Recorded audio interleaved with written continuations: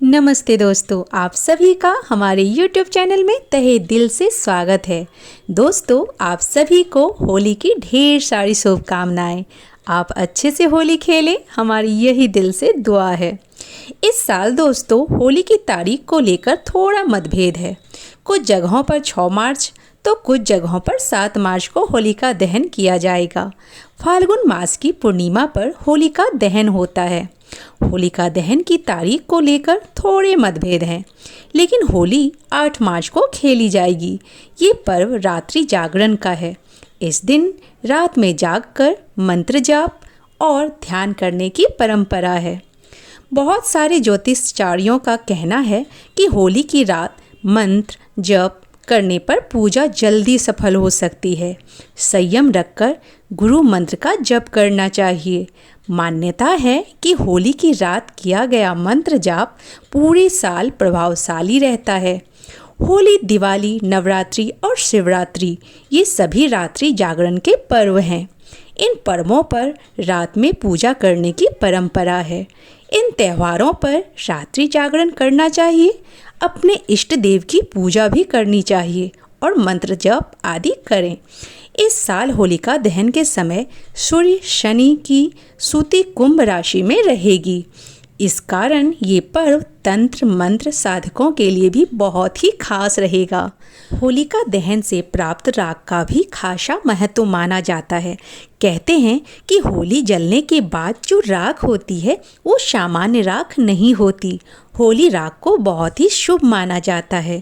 मान्यता है कि होली की राख को पानी में मिलाकर स्नान करने से ग्रहों के कई दोष दूर हो जाते हैं। होली की राख का उपयोग शिव पूजा में भस्म के रूप में किया जा सकता है। शिव जी को भस्म चढ़ाने की भी तो परंपरा है, जिस उपलक्ष्य में हम होली की राख को भी उनको चढ़ा सकते हैं। पौराणिक मान्यताओं के अनुसार फाल्गुन पूर्णिमा पर गंगा स्नान करने की परंपरा है, पर पूर्णिमा पर तीर्थ स्नान करने नहीं जा पा रहे लोग घर पर ही पानी में गंगा जल मिलाकर स्नान करें और स्नान करते समय सभी तीर्थों का ध्यान करना चाहिए। शिवलिंग पर जल चढ़ाकर अभिषेक करें, साथ ही ओम नमः शिवाय मंत्र का जाप करें। बेलपत्र, धतूरा, आंकड़े के फूल चढ़ाएं, साथ ही मिठाई का भी भोग लगाएं।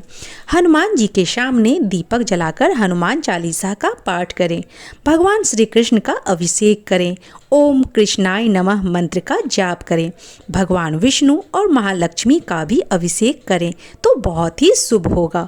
किसी गौशाला में गायों के लिए धन का और हरी घास का दान करें। साथ ही कहा जाता है कि पर्व तब अच्छा मनता है जब सारे लोग खुशी मनाएं, तो जरूरतमंदों के लिए कपड़े, भोजन आदि का दान करें।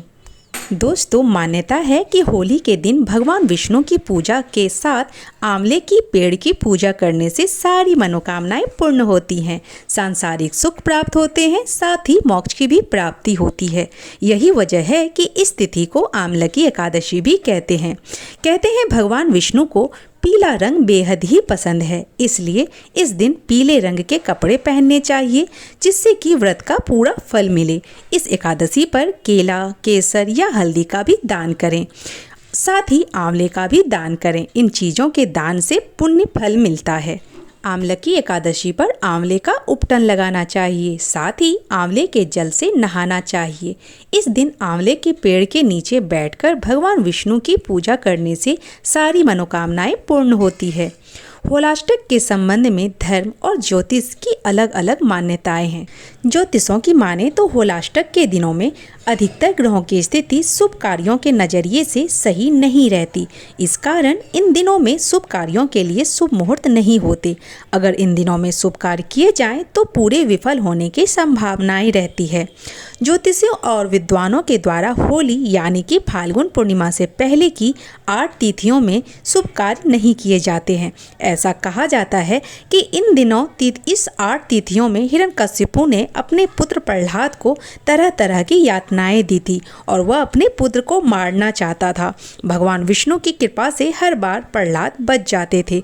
तब हिरण्यकशिपु की बहन होलिका ने प्रहलाद को मारने की योजना बनाई। जिस योजना के तहत हिरण्यकश्यप की बहन यानी कि होलिका को ये वरदान था कि उसे आग से कुछ भी नहीं होगा, उसी वरदान का फायदा उठाकर होलिका एक चिता बनवाई और उसमें विष्णु भक्त प्रहलाद को गोद में लेकर बैठ गई। प्रहलाद विष्णु का जाप करने लगे, जिसके फलस्वरूप भक्त प्रहलाद को एक खरोच भी नहीं आई और होलिका उसी चिता में जलकर खाक हो गई और बुराइयों पर अच्छाई की जीत हुई। दोस्तों, ये थी होली से जुड़ी परंपराएं और कुछ जानकारियां। ये जानकारी आपको कैसी लगी कमेंट में अवश्य बताएं और हमारे चैनल में अगर नए हैं तो चैनल को सब्सक्राइब करें, लाइक करें और शेयर करें और हाँ, बेल आइकन दबाना तो बिल्कुल ना भूलें, जिससे कि हमारी सारी नोटिफिकेशन आप तक सबसे पहले पहुँचती रहे। आपका दिन शुभ हो। एक बार फिर से सबको हैप्पी होली।